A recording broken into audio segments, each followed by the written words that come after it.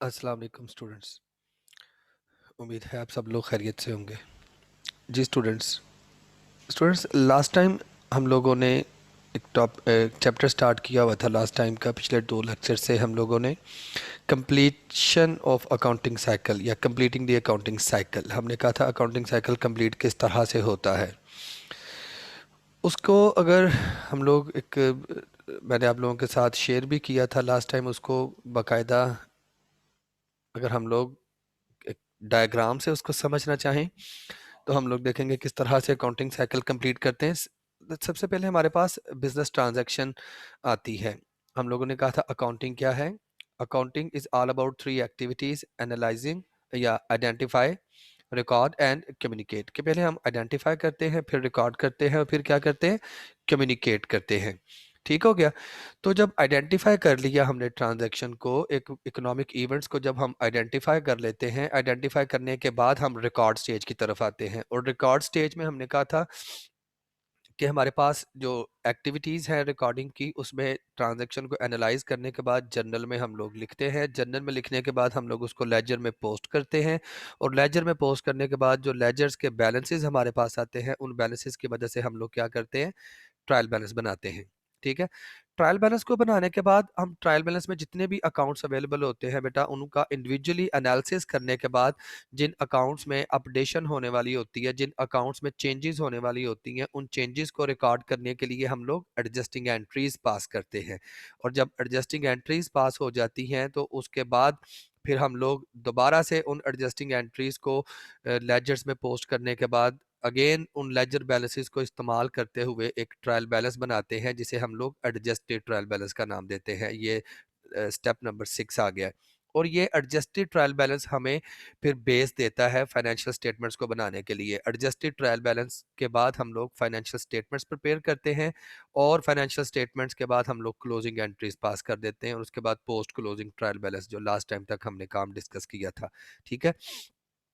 तो आज बच्चे मैं आप लोगों के सामने इस अकाउंटिंग साइकिल को कंप्लीट करके एक प्रैक्टिस करवाऊंगा आप लोगों की। हम लोग एक प्रैक्टिस क्वेश्चन में चलेंगे इस सारे काम को समझने के लिए। ये क्वेश्चन मैंने आप लोगों के सामने ओपन किया हुआ था ऑलरेडी। ये मेरे पास chapter number 4, problem set B. आप लोग अगर कभी बुक खोलने का इत्तेफाक हो आप लोगों को, तो बच्चे आप नोटिस करेंगे कि हर चैप्टर में प्रॉब्लम सेट्स जो हैं वो 3-3 प्रॉब्लम सेट हैं। पहले एक्सरसाइज आती है, फिर प्रॉब्लम सेट ए, फिर प्रॉब्लम सेट बी। तो ये प्रॉब्लम सेट बी का क्वेश्चन नंबर 1 है मेरे पास। The trial balance column of the worksheet of Sassy roofing at March 31st 2010 are as follows. 31 March 2010 की जो सासी रूफिंग कंपनी है, उसकी वर्कशीट का ट्रायल बैलेंस का हमारे पास कॉलम्स दिए गए हैं। और ये क्या है, cash, account receivables, roofing supplies, equipment, accumulated depreciation, account payable, unearned, Sassy's capital and Sassy's drawings, service revenue, salaries, expenses and miscellaneous expenses. ये ट्रायल बैलेंस हमें गिवन है। अदर डाटा क्या गिवन है बच्चे, उसकी तरफ जरा चलते हैं। कहा यह जा रहा है जी, a physical count reveals only $650 of roofing supplies on hand. के मतलब जब at the end of accounting period, at the end of physical period हम लोगों ने सप्लाईज को फिजिकली काउंट डाउन किया, तो जो रूफिंग सप्लाईज थी, मतलब जो हमारे बिजनेस में ऑपरेशंस में सप्लाईज यूज होती थी, उनकी जो तादाद थी या उनकी जो वैल्यू थी वो सिर्फ 650 रह चुकी थी। जबकि हम लोग यहाँ पे देख रहे हैं कि ये जो रूफिंग सप्लाईज हैं ये 2000 की हमारे पास पड़ी हुई हैं। इसका मतलब ये एडजस्टिंग एंट्री इसकी पास करनी है, एडजस्टमेंट है ये। Number 2, depreciation for March is $250। कि मार्च का जो ये जो मंथ है, इसकी जो डेप्रिसिएशन है इसमें कैलकुलेट, जो इसमें रिकॉर्ड की जाएगी, वो कितनी है, 250। अब ये नहीं बताया गया कि डेप्रिसिएशन किस एसेट की है। लास्ट टाइम एक इस तरह का क्वेश्चन भी मैंने शायद आपके सेक्शन को असाइनमेंट के लिए दिया था या दूसरे और सेक्शन को, कि डेप्रिसिएशन तो मेंशन की गई थी लेकिन ये नहीं बताया गया था कि डेप्रिसिएशन किसकी है। तो बेटा it's not a big deal, कि मतलब कि बहुत बड़ा मसला नहीं है हमारे लिए कि हम ये देखें कि डेप्रिसिएशन किस एसेट की है। पूरे ट्रायल बैलेंस को बेटा देखें तो हमारे पास जो फिक्स्ड एसेट है, जो लॉन्ग टर्म यूज के लिए हमने परमानेंट एसेट यूज किया हुआ है, वो दैट इज ओनली इक्विपमेंट। तो फिर ये डेप्रिसिएशन इक्विपमेंट्स की ही है। ठीक है। उसके बाद कहा गया जी unearned revenue amount to ₹170 at March 31st। Unearned अगर हम लोग देखें तो 550 का स्टैंड कर रहा है हमारे पास बुक ट्रायल बैलेंस में। अब यहाँ पे क्या कहा गया हमें कि सिर्फ 170 का रह गया है, तो बाकी बाकी फिर हमने अर्न कर लिया है मार्च के मंथ में। Accrued salaries are 600, salaries payable हैं 600 की, तो इसकी एडजस्टिंग एंट्री हम लोगों ने पास करनी है। ये 4 सिर्फ बेटा एडजस्टमेंट थी। ये मैंने क्वेश्चन में टाइम की मुनासबत के साथ के हमारे इस लेक्चर में जितना क्वेश्चन अटेम्प्ट हो सकता है वही मैंने एक शॉर्ट सा क्वेश्चन सेलेक्ट किया है जिसको हम लोग कंप्लीट यहाँ पे परफॉर्म करेंगे। इंस्ट्रक्शंस क्या हैं? इंस्ट्रक्शंस में कहा जा रहा है जी enter the trial balance on worksheet and complete the worksheet, कि इस ट्रायल बैलेंस को वर्कशीट में एंटर करें और वर्कशीट को कंप्लीट करें। And number 2, prepare income statement, owner's equity statement for the month of March and classified balance sheet. Classified balance sheet भी discuss करना। आज का जो हमारा बेसिकली जो पर्पस था, आज का जो लेक्चर था, सिर्फ वो बहुत थोड़ा सा हमारा कंटेंट था लेक्चर का कि हम लोगों ने सिर्फ क्लासिफाइड बैलेंस शीट समझनी थी, लेकिन उस क्लासिफाइड बैलेंस शीट को समझाने के लिए फिर मुझे आपको पूरा क्वेश्चन करवाना पड़ना था, इसलिए मैंने क्वेश्चन ही ऐसा स्टार्ट कर लिया कि जिसमें आपका अकाउंटिंग साइकिल भी कंप्लीट हो जाए और क्लासिफाइड बैलेंस शीट भी मैं आप लोगों को बनानी सिखा दूं कि क्लासिफाइड बैलेंस शीट किस तरह से बनाते हैं। Generalized the adjusting entries from the adjustments column of the worksheet, कहता है कि एडजस्टिंग एंट्रीज को भी आपने लिखना है और क्लोजिंग एंट्रीज को भी आप लोगों ने प्रिपेयर करना है। तो ये बच्चे पूरे का पूरा फुल फ्लैज क्वेश्चन हम लोग आज करने की तरफ जा रहे हैं। तो मैं आप लोगों को एक्सेल की शीट के ऊपर ले जाता हूं जहां पे हम लोग अपना ये क्वेश्चन कंप्लीट सॉल्व कर सकते हैं। ले बेटा, ये मैंने थोड़ा काम कर लिया हुआ है। मैंने वो जो ट्रायल बैलेंस हमें गिवन था उसको मैंने वर्कशीट में एंटर कर लिया हुआ है उस ट्रायल बैलेंस को। अब ये उसके साथ ही मैंने ये एडजस्टिंग एंट्रीज का कॉलम जो है ट्रायल बैलेंस एडजस्टिंग एंट्रीज का वो भी बना लिया हुआ है। ठीक है, तो सबसे पहले हम लोग क्या करेंगे, हम लोग एडजस्टिंग एंट्रीज पास करेंगे। जो भी इवेंट्स जो अदर इन्फॉर्मेशन दी हुई थी उस अदर इन्फॉर्मेशन को देखते हुए हम लोग एडजस्टिंग एंट्रीज पास करने की तरफ जा रहे हैं। पहली जो इन्फॉर्मेशन थी हमारे पास बेटा, कहा गया, ये आपको नजर आ रहा है, फिजिकल काउंट रिवील्स। जब हम लोगों ने सप्लाईज को फिजिकली काउंट किया तो जस्ट $650 की सप्लाईज हमारे पास मौजूद थी। ठीक है, 650 की सप्लाईज, जबकि बेटा हमारा जो ट्रायल बैलेंस है वो कहता है जी सप्लाईज हमारे पास पड़ी हुई है 2000 की। अब 2000 की सप्लाईज हमारे पास पड़ी हुई थी ट्रायल बैलेंस के मुताबिक, लेकिन जब फिजिकली काउंट किया गया तो 650 की रह गई, तो बाकी $1350 की सप्लाईज बेटा वो यूज हो चुकी। $1350 की सप्लाईज बेटा यूज हो चुकी। तो जब उनको जितनी सप्लाईज यूज हो चुकी थी उनको हमने अपना एक्सपेंस रिकॉर्ड करना है, तो उसके लिए क्या एंट्री पास करेंगे, supplies expense debit. Supplies expense debit कितने से, 1350 से, जितनी हमने यूज कर ली हुई है 1350 से सप्लाईज एक्सपेंस डेबिट। और सप्लाईज, यहाँ पे सप्लाईज का नाम क्या है, roofing supplies, roofing supplies credit 1350 से, कि भाई इतनी सप्लाईज जो है वो यूज हो गई हैं। नीचे नरेशन लिख देंगे, सप्लाईज यूज्ड ड्यूरिंग पीरियड, कि इतनी सप्लाईज बेटा हमारी पीरियड के दौरान क्या हुई हैं, यूज हो गई हैं। अब ये एडजस्टिंग एंट्री हम लोग पास कर रहे हैं मंथ के एंड पे, और मंथ एंड कब हो रहा है, 31 मार्च 31, 31 मार्च को हम लोगों ने ये एडजस्टिंग एंट्री जो थी वो पास कर दी, पहली एडजस्टिंग एंट्री। ठीक है, ये आप लोगों के सामने नजर आ रही है आप लोगों को।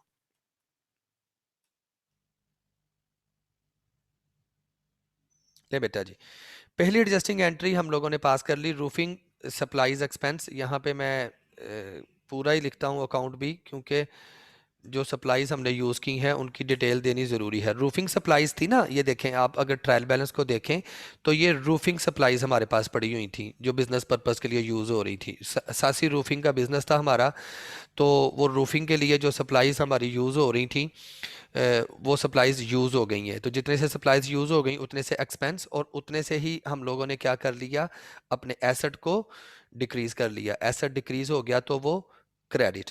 अब हमें पता कैसे चला कि ये 1350 की यूज़ हुई हैं? टोटल बेटा 2000 की आपको नज़र आ रहा है, 2000 की अवेलेबल थी, और जब फिजिकल काउंटडाउन किया तो वो सिर्फ कितनी रह गई थी? 650 की। तो इन दोनों का जब डिफरेंस लिया तो 1350 की वो यूज़ हो गई। सेकंड एंट्री पे चलते हैं। कहा जा रहा है जी डेप्रिसिएशन फॉर मार्च इज $250, $250 की डेप्रिसिएशन है, और डेप्रिसिएशन के लिए हमारे पास एक ऑलरेडी एक्यूमुलेटेड डेप्रिसिएशन का अकाउंट स्टैंड कर रहा है, और वो है इक्विपमेंट का। मतलब फिर ये जो डेप्रिसिएशन है ये भी किसकी है? इक्विपमेंट की है। डेट वाले कॉलम में डेट लिख देंगे, मार्च 31। अब डेप्रिसिएशन की एंट्री जब हम लोग पास करते हैं तो हमने इसकी एंट्री देखी थी, एडजस्टिंग एंट्री मैंने आप लोगों को सिखाई थी कि डेप्रिसिएशन की एंट्री क्या होगी? डेप्रिसिएशन एक्सपेंस, डेप्रिसिएशन एक्सपेंस किसका? इक्विपमेंट का। डेप्रिसिएशन एक्सपेंस इक्विपमेंट के जिस पर्टिकुलर एसेट पे डेप्रिसिएशन हो रही है उसका डेप्रिसिएशन के नाम से उसको एक्सपेंस को डेबिट करेंगे, और एक कंट्रा एसेट अकाउंट बनाएंगे, अक्यूमुलेटेड, अक्यूमुलेटेड डेप्रिसिएशन किसकी? इक्विपमेंट की। एक्यूमुलेटेड डेप्रिसिएशन इक्विपमेंट क्रेडिट 250 से, ये 250 की डेप्रिसिएशन हुई थी, हम लोगों ने उसको रिकॉर्ड कर लिया। डेप्रिसिएशन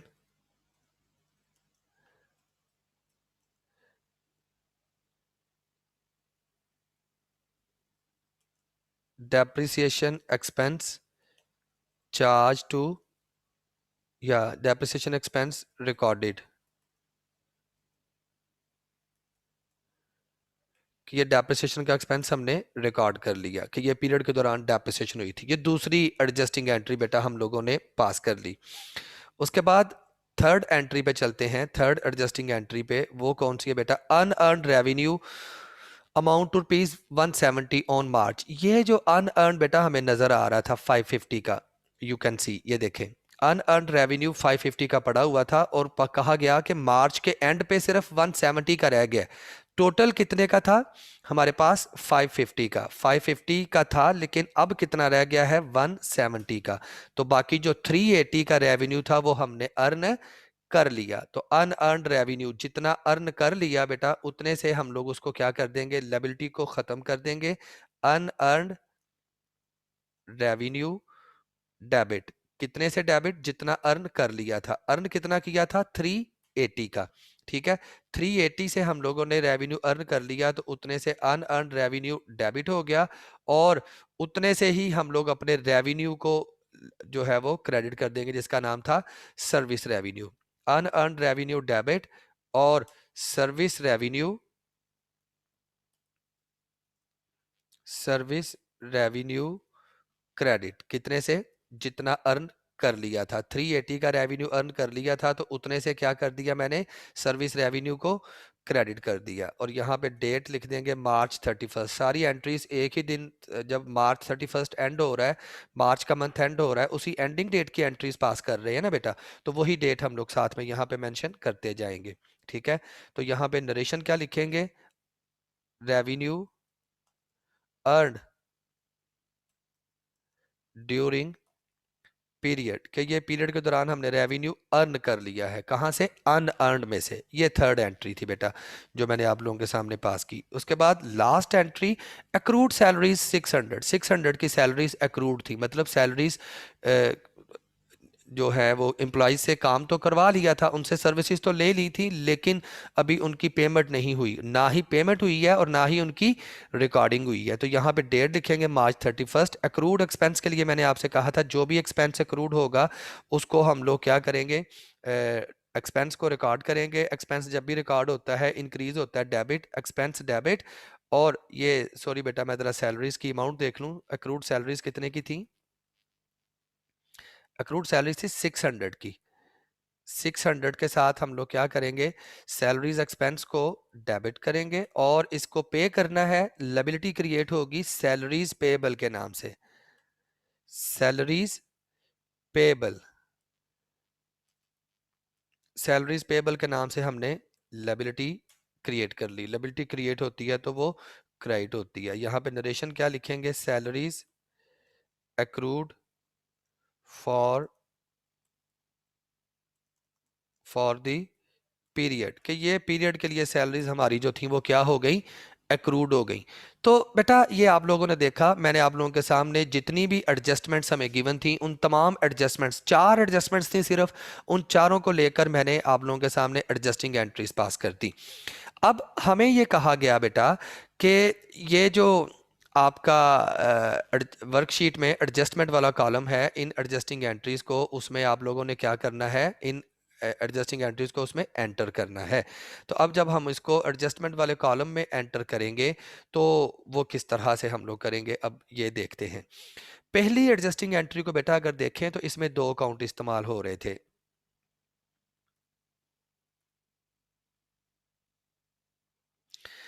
एक था रूफिंग सप्लाईज एक्सपेंस का और एक था रूफिंग सप्लाईज का। बेटा रूफिंग सप्लाईज का अकाउंट तो हमारे पास है, लेकिन रूफिंग सप्लाईज एक्सपेंस की अगर बात करें तो वो अकाउंट हमारे पास अवेलेबल नहीं है। तो जो अकाउंट अवेलेबल नहीं है वो हम लोग नया यहाँ पे बना लेंगे, रूफिंग सप्लाईज एक्सपेंस। ये अकाउंट हमारे पास नहीं था। अब देखिएगा बेटा, रूफिंग सप्लाईज एक्सपेंस डेबिट हो रहा है 1350 से, ये एडजस्टमेंट वाला कॉलम, इसके बिल्कुल सामने रूफिंग सप्लाईज डेबिट हो रहा था 1350 से, इसको डेबिट कर दिया। और ये जो रूफिंग सप्लाईज थी ये क्या हो रही थी, ये क्रेडिट हो रही थी 1350 से, तो इसको क्या कर देंगे हम लोग, क्रेडिट कर देंगे।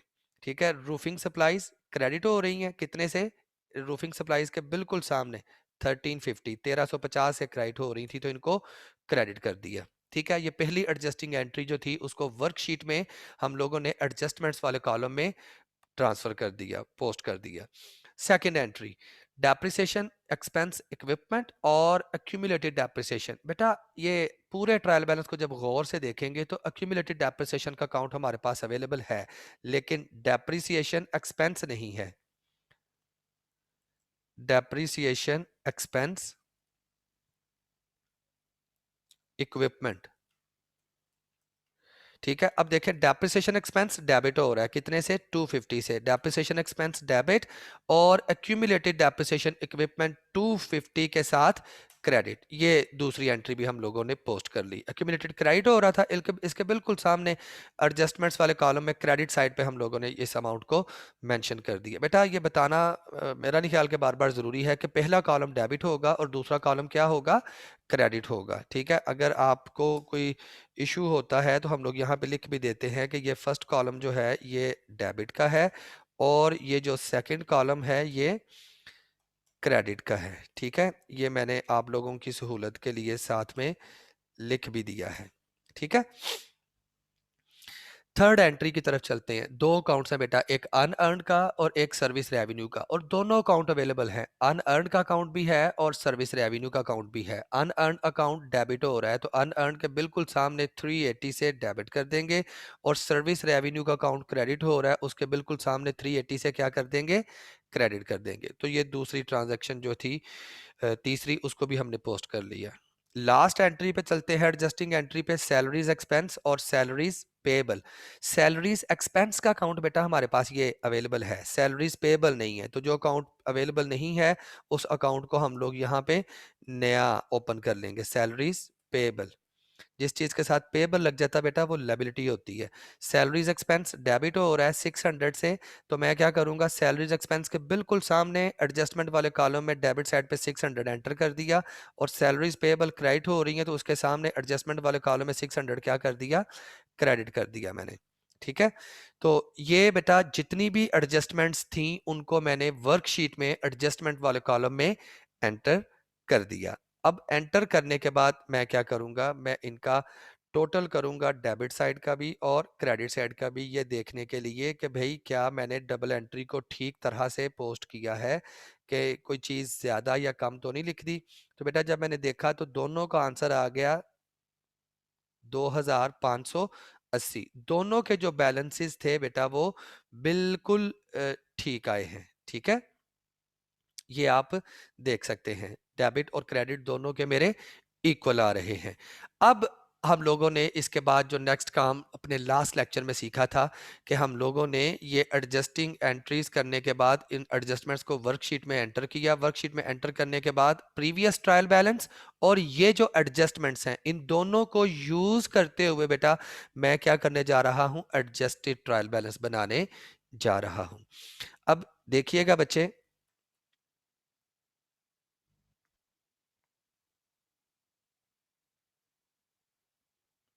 अब देखे बेटा, कैश कैश का अकाउंट उसका बैलेंस 4500 डेबिट था और इसके सामने एडजस्टमेंट कोई भी नहीं थी, तो ये बैलेंस एज इट डेबिट वाले कॉलम में हम लोग यहाँ पे लिख देंगे। अगेन मैं आपको बता रहा हूँ कि पहला कॉलम डेबिट का और दूसरा कॉलम किसका है, क्रेडिट का है।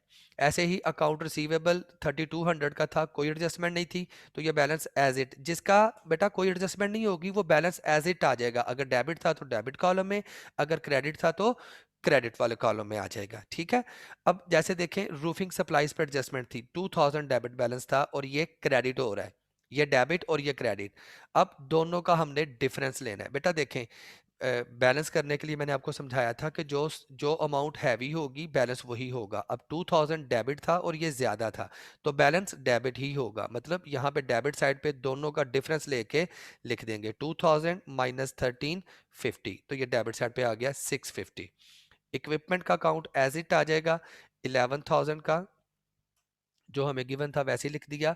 एक्यूमुलेटेड डेप्रिसिएशन बेटा ये भी क्रेडिट और ये भी क्रेडिट, दोनों क्रेडिट हो रहे हैं, दोनों को जमा कर देंगे, इज इक्वल टू 1250 प्लस 250, तो एक्यूमुलेटेड डेप्रिसिएशन आ गई 1500 की। अकाउंट्स पेएबल पे कोई एडजस्टमेंट नहीं थी, ये एज इट हम लोग इधर ट्रांसफर कर देंगे 2500 से, ये भी कर दिया। और अनअर्ड 550 क्रेडिट हो रहा था और ये एडजस्टमेंट में क्या हुआ है, ये डेबिट। अब क्रेडिट और डेबिट, बड़ी रकम क्रेडिट की है तो बैलेंस हमारा क्रेडिट में ही आएगा, दोनों का डिफरेंस लेके बैलेंस में लिख देंगे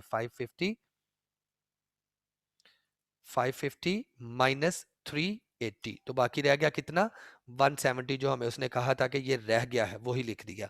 कैपिटल का balance credit as it credit आ जाएगा 12,900 और सासीज ड्राइंग्स या ड्राइंग्स का बैलेंस डेबिट था तो ये 1100 डेबिट साइड पे आ जाएगा। सर्विस रेवेन्यू 6300 से ये क्रेडिट और 380 से ये, दोनों क्रेडिट दोनों जमा हो जाएंगे, इज इक्वल टू 6300 प्रीवियस और प्लस 380 ये जो अब अर्न किया था, टोटल हो गया 6680। अब सैलरीज एक्सपेंस 1300 से ये डेबिट और 600 से ये, दोनों डेबिट हो रहे हैं तो दोनों को ऐड कर देंगे 1300 प्लस 600, तो सैलरीज का अपडेटेड बैलेंस आ गया 1900 डेबिट। आगे बेटा मिसलिनियस एक्सपेंसेस पे कोई एडजस्टमेंट नहीं थी, डेबिट था तो ये डेबिट ही आ जाएगा। रूफिंग सप्लाईज एक्सपेंस ये डेबिट हो रहा था, एडजस्टमेंट में 1350 ये एज इट आ जाएगा। डेप्रिसिएशन एक्सपेंस डेबिट हो रहा था, इस पे प्रीवियस कोई बैलेंस नहीं था तो ये एज इट आ जाएगा। सैलरीज पेएबल अभी क्रिएट हुआ था तो ये एज इट क्रेडिट साइड पे हमारे पास आ जाएगा। तो ये बेटा मैंने क्या किया आप लोगों के सामने यहाँ पे जो क्या नाम लेते हैं उसका, एडजस्टेड ट्रायल बैलेंस मैंने आप लोगों को बनाकर यहाँ पे सिखा दिया। अब क्या करने जा रहा हूँ मैं, अब एडजस्टेड ट्रायल बैलेंस में भी डेबिट और क्रेडिट साइड के जो टोटल्स हैं वो करने जा रहा हूँ ताकि हम लोग इस चीज़ को देख सकें कि क्या डेबिट और क्रेडिट के जो टोटल्स हैं वो इक्वल आए हैं कि नहीं। अगर वो इक्वल आए हैं तो मतलब हम लोगों ने जो हमारी थी वो एडजस्टमेंट्स उनको ठीक तरह से पोस्ट करके और उनके बैलेंस ठीक तरह से किए। तो देख लें बेटा 24,350 और 24,350 दोनों के बैलेंसेस जो हैं बेटा वो हमें सेम, डेबिट और क्रेडिट का बैलेंस जो है वो हमें सेम शो हो रहा है। और अगर आप इसको आंसर को देखते हैं, ये मैं आप लोगों को क्वेश्चन भी दिखाई देता हूँ। क्वेश्चन के अंदर जो हमें एडजस्टेड ट्रायल बैलेंस का टोटल दिया हुआ था 24,350 वो भी यही था। ठीक है जी। उसके बाद बच्चे हम लोगों ने क्या करना है, नेक्स्ट इस वर्कशीट को हमने कंप्लीट करना है, तो इसको कंप्लीशन की तरफ लेके चलते हैं वर्कशीट को। ले बेटा जी, नेक्स्ट हमारे पास बेटा कॉलम है इनकम स्टेटमेंट का, जबकि इस क्वेश्चन में इनकम स्टेटमेंट और क्लासिफाइड बैलेंस शीट सेपरेट से भी मांगी गई थी, लेकिन हम लोग इस वर्कशीट को भी तो कंप्लीट करना सीखेंगे ना, जो लास्ट टाइम मैंने कहा था आपको नेक्स्ट लेक्चर में मैं वर्कशीट को कंप्लीट करना सिखाऊंगा। अब बेटा देखें लास्ट टाइम मैं जब आप लोगों को क्लोजिंग एंट्रीज करवा रहा था तो क्लोजिंग एंट्रीज में अगर आप लोगों ने थोड़ा सा भी उसको समझा होता या थोड़ा सा आपके जहन में वो बैठ गई होती बातें, तो मैंने कहा था दो तरह के अकाउंट्स होते हैं, एक आपके टेम्परेरी अकाउंट्स होते हैं और एक आपके परमानेंट अकाउंट्स होते हैं। टेम्परेरी अकाउंट्स कौन से? जिसमें आपकी रेवेन्यूज के, एक्सपेंसेस के और ड्राइंग्स के, ये जो तीन अकाउंट्स हैं ये टेम्परेरी अकाउंट्स हैं, और बाकी जो अकाउंट्स बच जाएंगे वो आपके क्या होंगे? आपके परमानेंट अकाउंट्स होंगे। तो टेम्परेरी अकाउंट्स को क्लोज करने के लिए हम लोग क्या करते हैं? क्लोजिंग एंट्रीज पास करते हैं। अब बेटा यहाँ पे हम लोगों ने अकाउंट्स का एनालिसिस करना है और ये देखना है कि इनमें से टेम्परेरी, टेम्परेरी मतलब एक्सपेंसेस, रेवेन्यूज और ड्राइंग्स के अकाउंट्स जो हैं वो कौन से हैं। तो पहला अकाउंट बेटा है कैश का, ये तो एसेट है, परमानेंट अकाउंट है। अकाउंट रिसीवेबल, ये भी एसेट है, permanent account. Roofing supplies asset, permanent account. Equipment asset, permanent account. Accumulated depreciation contra asset है, ये भी परमानेंट बैलेंस शीट में जाएगा ये, ठीक है। उसके बाद account payable, liability permanent. Unearned service revenue liability, और ये भी बैलेंस शीट में चला जाएगा, परमानेंट अकाउंट। उसके बाद कैपिटल, ये भी बैलेंस शीट में चला जाएगा, परमानेंट। ड्राइंग, ये जो ड्राइंग्स का अकाउंट है बेटा ये हमारे पास सबसे पहले आ गया, ये क्या है? ये हमारा टेम्परेरी अकाउंट है। उसके बाद सर्विस रेवेन्यू का अकाउंट, ये भी टेम्परेरी अकाउंट है। उसके बाद सैलरीज एक्सपेंस का अकाउंट, ये भी टेम्परेरी। एक्सपेंसेस, रेवेन्यूज और ड्राइंग्स ये टेम्परेरी होते हैं ना। मिसलिनियस एक्सपेंस का अकाउंट, ये भी टेम्परेरी अकाउंट। उसके बाद रूफिंग सप्लाईज एक्सपेंस, ये भी temporary account. Depreciation on equipment, ये भी टेम्परेरी अकाउंट। और ये जो सैलरीज पेएबल, ये लायबिलिटी है ना, तो लायबिलिटीज के जो अकाउंट्स होते हैं बेटा ये हमारे परमानेंट और ये बैलेंस शीट में जाते हैं।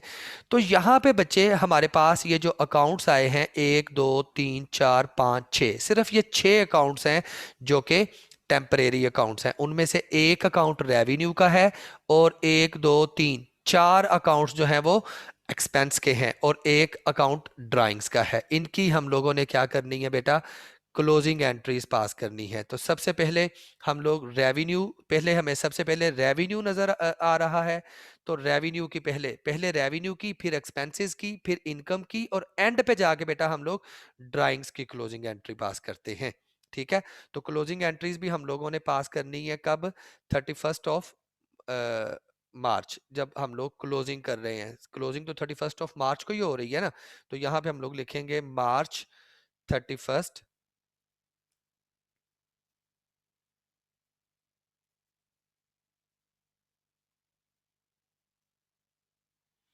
ले बेटा, सबसे पहले रेवेन्यू की क्लोजिंग एंट्री करनी है, तो मैंने आपको बेटा क्या कहा था कि रेवेन्यूज का बैलेंस होता है क्रेडिट, ठीक है। जब इनकी क्लोजिंग करेंगे तो ये रिवर्स हो जाएंगे, उलट हो जाएंगे। डेबिट का उलट क्रेडिट, क्रेडिट का उलट डेबिट। अब रेवेन्यू अगर क्रेडिट होते हैं तो जब इनकी क्लोजिंग करेंगे तो ये तो डेबिट हो जाएंगे। हम लोग एंट्री क्या पास करेंगे? Service, service revenues, service revenues debit. और इनकम समरी, इनकी क्लोजिंग कहां पे करनी है? इनकम समरी में, इनकम समरी क्रेडिट, ठीक है। और यहां पे नरेशन क्या लिखेंगे? Revenues closed to income summary.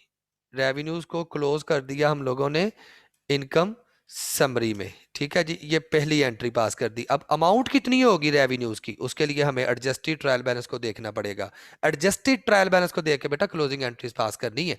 अब रेवेन्यूज की जो थी अमाउंट्स, मतलब ये 6 अकाउंट्स थे ना जिनकी हम लोगों ने एंट्रीज पास करनी थी, ये मैं जरा इनको भी हाईलाइट कर लूं ताकि हमें पता चल जाए। अब देखें बेटा, रेवेन्यूज की अमाउंट थी 6680, तो 6680 के साथ हम लोग अपने रेवेन्यूज को क्लोज कर देंगे। रेवेन्यूज डेबिट 6680 और इनकम समरी क्रेडिट 6680 के साथ ये हमने रेवेन्यूज को क्लोज कर दिया, ठीक है। उसके बाद बेटा हम लोगों ने एक्सपेंसेस को क्लोज करना है। एक्सपेंसेस एक दफा देख लेते हैं कि एक्सपेंसेस हैं कितने। एक्सपेंसेस में बेटा मेरे पास हैं salaries expense, miscellaneous expense, roofing supplies expense और डेप्रिसिएशन ऑन इक्विपमेंट एक्सपेंस। ये 4 एक्सपेंसेस हैं मेरे पास। इन चारों को मुझे करना है क्रेडिट, और डेबिट किसे करेंगे हम लोग? डेबिट करेंगे इनकम समरी को। Income summary debit,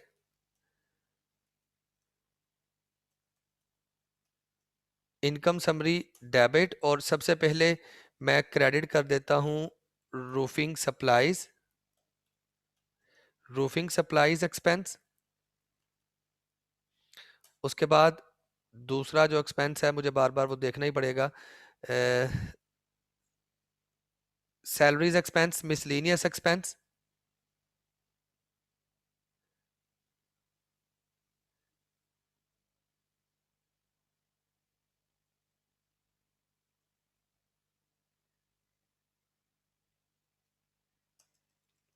roofing supplies के बाद सैलरीज एक्सपेंस, उसके बाद मिसलीनियस एक्सपेंस, और मिसलीनियस के बाद जो लास्ट एक्सपेंस था, 4 एक्सपेंसेस थे शायद टोटल, वो था डेप्रिसिएशन एक्सपेंस इक्विपमेंट का, उसको भी लिख लेते हैं। ठीक है जी।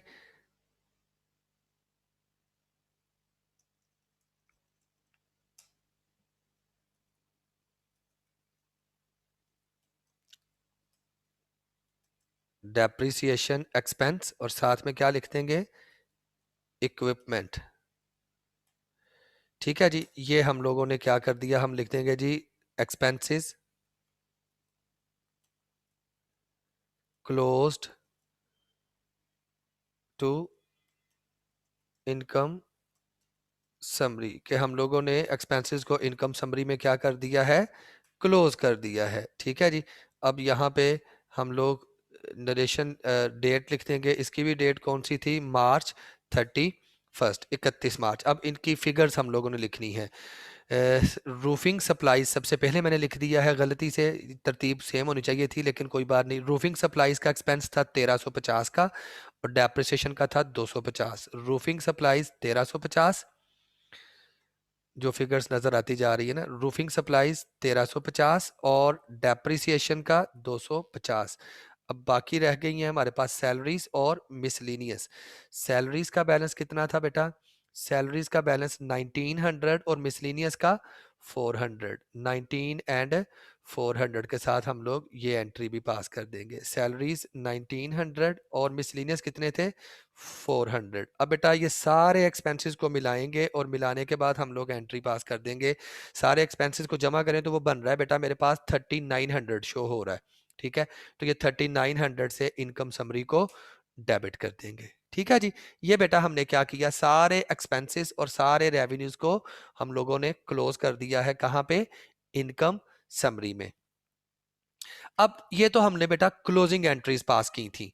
अब जब क्लोजिंग एंट्रीज पास की थी तो अब देखिएगा जरा, इस वर्कशीट को भी जरा कंप्लीट करना सीखते हैं हम लोग। अब देखिए बेटा, ये जिन अकाउंट्स को मैंने सिलेक्ट किया था, इनमें से सिर्फ 2 अकाउंट्स, टेम्परेरी अकाउंट्स 3 तरह के होते हैं ना, एक्सपेंसेस के, रेवेन्यूज के और ड्राइंग्स के। ड्राइंग्स को छोड़ के बाकी जो एक्सपेंसेस और रेवेन्यूज के अकाउंट्स हैं, ये इनकम स्टेटमेंट से इनका ताल्लुक होता है।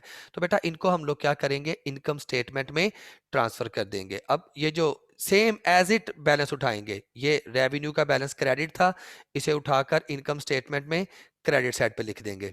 ऐसे ही ये जो हमारा सैलरीज एक्सपेंस था 1900, ये भी इनकम स्टेटमेंट में लिख दिया। ऐसे ही मिसलिनियस एक्सपेंसेस 400, ये भी इनकम स्टेटमेंट में लिख दिए। रूफिंग सप्लाईज 1350, ये भी इनकम स्टेटमेंट में लिख दिए। और डेप्रिसिएशन एक्सपेंस 250, ये भी इनकम स्टेटमेंट में लिख दिए। ये सारे बैलेंसेस मैंने यहाँ पे इनकम स्टेटमेंट में ट्रांसफर कर दिए। अब बेटा अगर आप लोग इस पे थोड़ा सा टेक्निकली जरा समझने की कोशिश करें तो आप देख सकते हैं बेटा कि ये जो एक्सपेंसेस थे, ये एक्सपेंसेस मेरे पास इनका बैलेंस डेबिट था। इन सारे एक्सपेंसेस को मैंने इनकम स्टेटमेंट में डेबिट वाले कॉलम में लिख दिया। तो बेटा ये एक्चुअली क्लोजिंग हो रही है। एक्सपेंसेस जब मैंने उठाकर इनकम स्टेटमेंट को डेबिट कर दिया, तो इसकी अगर एंट्री पे गौर करें तो एंट्री क्या बन रही है बेटा, इनकम स्टेटमेंट इन सारे एक्सपेंसेस की वजह से डेबिट हो रही है, तो फिर ये एक्सपेंस क्या हो रहे हैं, ये क्रेडिट हो रहे हैं। दो ही इफेक्ट होने हैं, एक डेबिट और एक क्रेडिट। अब ये सारे एक्सपेंसेस जब इनकम स्टेटमेंट के मैंने डेबिट वाले कॉलम में लिखे हैं, तो मतलब इनकम स्टेटमेंट तो डेबिट हो गई, तो ये एक्सपेंसेस क्या हो गए, क्रेडिट हो गए। ठीक है। इसी तरह से रेवेन्यूज को देखते हैं, तो मैंने रेवेन्यूज को इनकम स्टेटमेंट में क्रेडिट वाले कॉलम में लिखा है। ठीक है। तो इनकम स्टेटमेंट अगर क्रेडिट हो रही है तो फिर रेवेन्यू क्या हो रहा है, रेवेन्यू डेबिट हो रहा है। तो अब इन दोनों का बेटा हम लोगों ने डिफरेंस लेना है कि डिफरेंस लेके हम लोगों ने अपनी इनकम कैलकुलेट करनी है। मैंने जैसे अब आपके सामने टोटल किया था, एक्सपेंसेस का जो टोटल था वो 3900 था, ठीक है। और ये जो रेवेन्यूज थे इनका टोटल हमारे पास था 66680। तो मैंने आपको बैलेंस करना सिखाया था कि दोनों साइड्स का हम लोग टोटल करेंगे। टोटल करने के बाद यहाँ पे मैं लिख देता हूँ टोटल आप लोगों को। ये जो क्रेडिट साइड थी, डेबिट साइड थी, इसमें अमाउंट्स कौन कौन सी थी? एक 1900 की थी, एक 400 की थी, एक 1350 की थी और एक 250 की थी। टोटल बेटा डेबिट साइड का टोटल था वो 3900 था और क्रेडिट साइड का टोटल 6680। तो मैंने कहा था दोनों में से जो टोटल ज्यादा होगा उसे दोनों तरफ लिखेंगे। दोनों तरफ लिख दिया 6680 और जो छोटी साइड थी उसको उसमें से माइनस कर दिया। तो ये हमारे पास जो डिफरेंस आ गया, बैलेंस आ जाएगा दोनों साइड्स का, ठीक है। बड़ी वैल्यू में से क्या